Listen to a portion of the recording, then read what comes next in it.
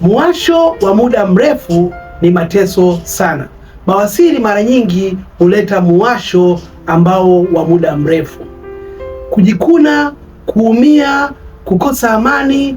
Hii yote inapelekea akili pia inachoka, na mbaya zaidi ni kwamba inapelekea unakuwa unapata hasira bila sababu yoyote. Hii yote inatokana na bawasiri ambayo unayo, inakuletea miwasho na kuleta shida zote hizo. Sasa kama wewe ni mmoja wa watu ambao wanasumbuliwa na muwasho sehemu ya tundu la haja kubwa, hiyo ni kengele kwamba ni bawasiri inakuja. Kama sio minyoo, basi hiyo ni bawasiri.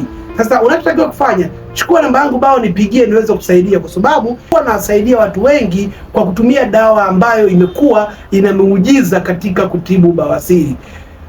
Dawa hii imekuwa inatoa matokeo ya muda mfupi, tena inafanyisha mtu anarudi kwenye hali yake vizuri na kuishi kwa amani kama zamani. Chukua namba yangu bao nipigie niweze kukusaidia.